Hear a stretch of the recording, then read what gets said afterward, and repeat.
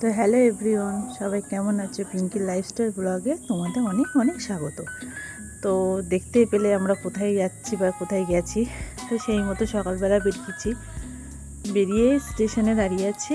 Train ঢুকতে দেরি হচ্ছে বলে দাঁড়িয়ে দাঁড়িয়ে যে ট্রেনগুলো যাচ্ছে সেই ট্রেনগুলো ভিডিওই করছিলাম।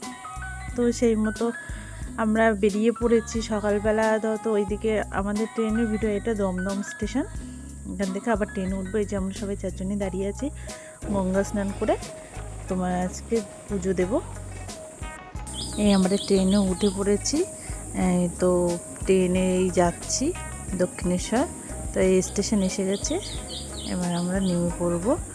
তো যেটা বলার যে অনেক বছর হয়ে গেছে দক্ষিণেশ্বর যায়নি। তো যখন ছেলে অন্নপ্রাশন হয়েছে তার পরপরই এই লকডাউন পড়ে গেছে। সেই সময় লকডাউন ছিল আমার ছেলে যখন হয়েছে।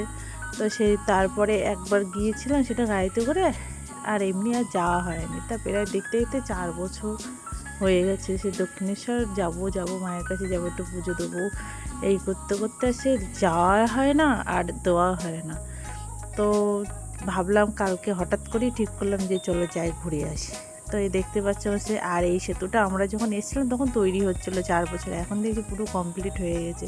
খুব সুন্দর, একদম মন্দিরের গেটের সামনে নামিয়ে দেবে এই সেতুটা, যেটা যাচ্ছে মানে চলার যে এটা স্টেশন থেকে ডাইরেক্ট। তো খুব ভালো লাগছিলো, অনেক দিন পরে এসেছি তো খুবই ভালো লাগছে। তো দেখো আমরা যাচ্ছি, আমি, ছেলে, ওর বাবা, আমরা 4 জন। আর এখানে প্রচুর দোকান করেছে ছোট ছোট করে, পুরো পুজোর ডালা, তারপরে যারা প্রসাদ নেবে সেই সবগুলো সব দোকানে। দেখো সবাই ডেকে ডেকে নিচ্ছে হাত জোর করে, মানে আর মানে। কিন্তু আমরা তো স্নান করিনি না, গঙ্গা স্নান করে তারপরে পুজো দেবো, ওই জন্য আর ডালাটা ওখান থেকে আর নেয়নি। তারপরে তো এই ওখান থেকে নেমে পড়লাম। ওখান থেকে নেমে এই যে গেটে ঢুকে পড়ছি দক্ষিণেশ্বরের গেটের মধ্যে ঢুকলাম। আবার ঢুকে ভেতরে গিয়ে তো জুতো জামা কাপড় এগুলো তো রাখতে হবে, মোবাইল টোবাইল তো নিয়ে ঘোরা যাবে না, প্রচুর লোক থাকে, আর ওসবগুলো তো নিয়ে মন্দিরের মধ্যে ঢুকতে দেয় না। তো সেই মতো সেগুলো আগে রেখে তারপরে পুজো দিতে যাবো। তো তখন তার ফোনে ভিডিও করতে পারবো না বা ফোনের ফটো তুলতেও পারবো না। তো পুজো করে এসে তারপরে তোমাদের সাথে শেয়ার করবো যে কেমনভাবে। এই যে এখানে জুতো বা ব্যাগ বা মোবাইল যে যা রাখে সব এখানে। এই যে দেখতে পাচ্ছি মন্দির। এই যে আমরা গঙ্গার ঘাটে চলে এসেছি।